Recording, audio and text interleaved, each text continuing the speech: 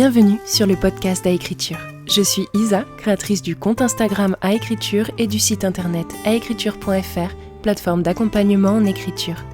Dans ces épisodes, on se parle méthode d'écriture, quotidien d'auteur, blocage et réussite. Mon but ? Vous rassurer, vous donner mes tips et vous booster à finir votre roman. Alors, si comme moi, vous êtes passionné d'écriture, installez-vous et on est parti. Hello! Bienvenue dans ce nouvel épisode du podcast Aécriture. J'espère que vous allez bien. Le sujet du jour va nous emporter sur les traces de la fameuse muse capricieuse, celle de l'inspiration de l'écrivain. On va essayer de comprendre pourquoi on y croit toujours à cette idée pourtant réprouvée et explorer des solutions concrètes afin de retrouver l'inspiration lorsqu'elle semble s'être fait la malle.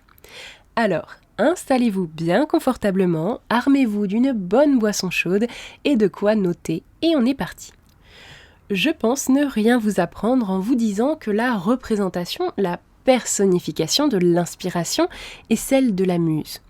Issue de la mythologie grecque, la muse est tout d'abord associée à Apollon, le dieu des arts. De ce fait, dans les temps modernes, muse, c'est le nom que l'on donne aux compagnes d'artistes ou écrivains qui les inspirent souvent par leur caractère, leur charisme, leur beauté, leur sollicitude ou carrément leur attrait érotique. C'est d'ailleurs l'image la plus répandue de la muse. Il suffit que l'homme de lettres la regarde, lui parle ou fantasme sur elle pour qu'il soit tout de suite touché par la grâce. Bon, le mythe de la muse est très romantique, mais finalement, est-ce qu'il est vrai ? Absolument pas. Le cliché du génie inspiré et dont l'inspiration sublime arrive sans qu'il ne fasse rien, c'est bien joli, mais malheureusement, ou heureusement d'ailleurs, c'est à vous de voir, ce n'est rien d'autre qu'une croyance de plus concernant le talent, l'élection divine pour devenir écrivain, ou encore de la simple procrastination. Parce que non, attendre l'idée magique pour écrire son roman, ça n'a jamais rien donné. Et s'enfermer dans cette illusion en pensant que seul le talent, l'instinct et l'inspiration sont à la genèse d'un chef-d'œuvre ne fera que vous empêcher d'en écrire un. C'est en quelque sorte s'empêcher d'agir et d'explorer son propre potentiel. Mais outre la procrastination, comme je le disais, c'est aussi une déresponsabilisation de la place de l'auteur. En attendant l'inspiration, vous vous dites que finalement, ce n'est pas votre faute si vous n'écrivez pas, ou si votre roman manque de quelque chose. C'est simplement que la muse n'est pas encore venue. C'est donc sa faute à elle, pas tellement la vôtre. Ce n'est pas le bon moment, donc je ne m'y mets pas sérieusement. Mais spoiler alerte, si vous ne vous considérez pas comme le capitaine de votre bateau créatif, vous n'arriverez jamais à destination. En fait, en donnant à un élément extérieur suffisamment d'importance pour influencer le contenu de votre texte et votre avancée, vous n'êtes en rien moteur et acteur de votre histoire. Or, tout artiste, tout écrivain, tout compositeur se doit de délivrer de lui-même un tableau, un texte, une musique. Sinon, il n'exprime rien et n'atteint jamais le point final. Ce qui fait avancer un livre, ce qui va lui donner sa qualité, c'est le travail et la discipline. D'ailleurs, de nombreux maîtres de l'écriture le disent, à l'instar de Stephen King ou de Haruki Murakami, qui insistent sur l'importance de la régularité et de la routine d'écriture afin de dérouler son texte sans attendre une quelconque intervention divine.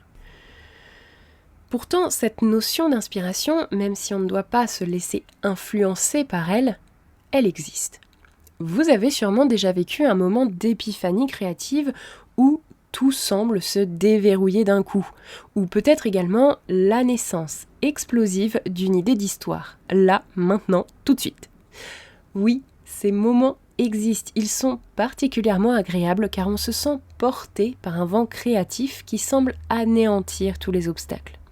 C'est revigorant, ça booste la confiance en soi, ça donne un élan incroyable pour s'attaquer à ce qui nous faisait peur. Donc, si ça existe, c'est que oui, dans un sens, on pourrait attendre cette inspiration pour reprendre l'écriture. Ça serait plus simple, nos idées sont tellement meilleures à ce moment-là, on avancerait beaucoup plus vite. Oui, ce serait en effet plus simple si on pouvait écrire un livre comme ça. Et oui, ça s'est déjà vu, Agatha Christie par exemple a déjà écrit un livre en 3 jours top chrono, poussé par une inspiration tornade, touché, oui, par la grâce. Oui,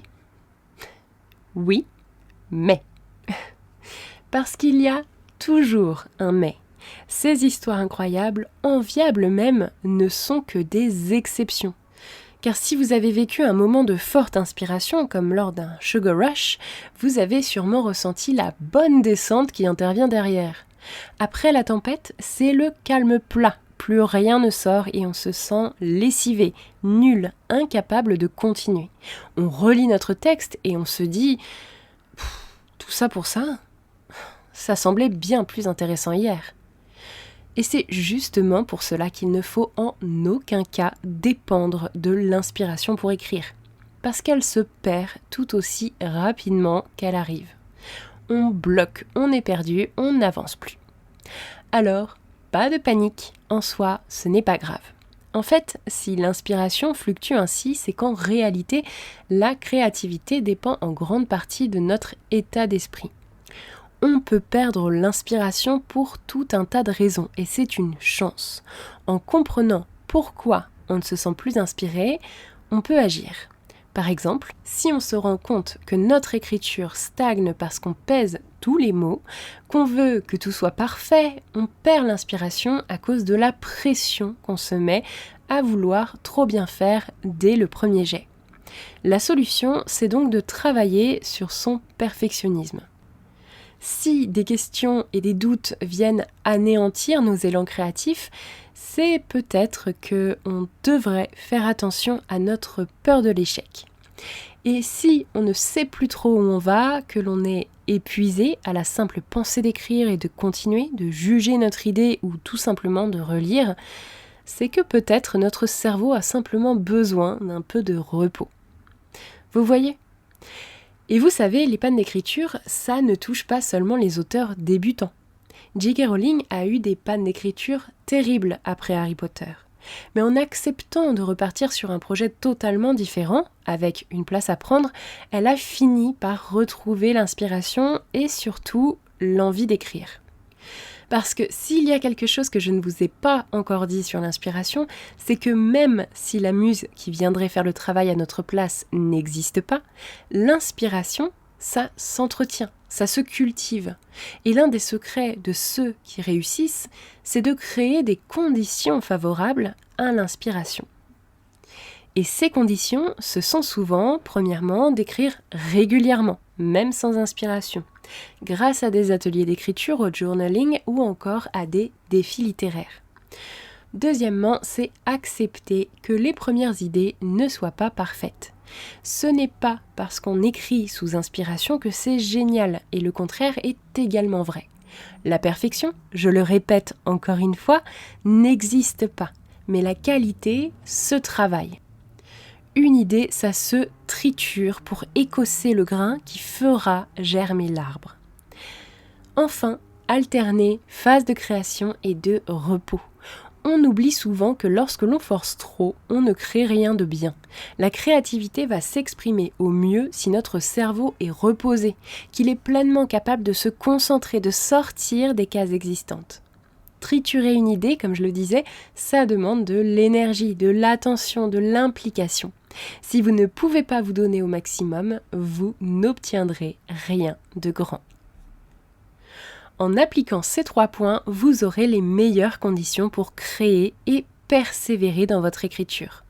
Écrire doit rester un plaisir et si vous n'êtes pas motivé pour faire le taf, vous allez galérer.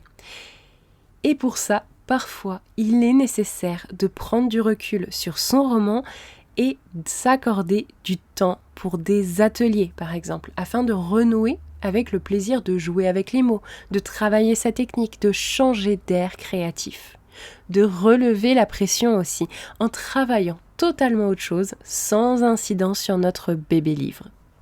Notre roman, c'est notre responsabilité et on doit tout mettre en œuvre pour en délivrer la meilleure version possible.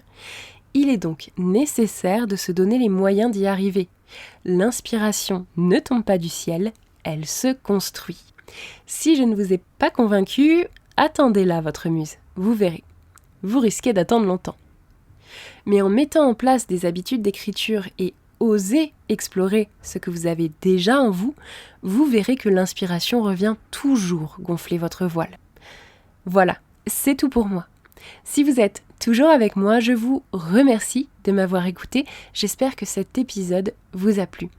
Comme toujours, je vous invite à vous abonner si ce n'est pas déjà fait et à laisser une note sur votre application d'écoute préférée. C'est important pour faire connaître le podcast. Sur ce, on se retrouve mercredi pour un prochain épisode. D'ici là, je vous souhaite une agréable semaine. C'était Isa d'Écriture, amour sur vous et écrivez bien.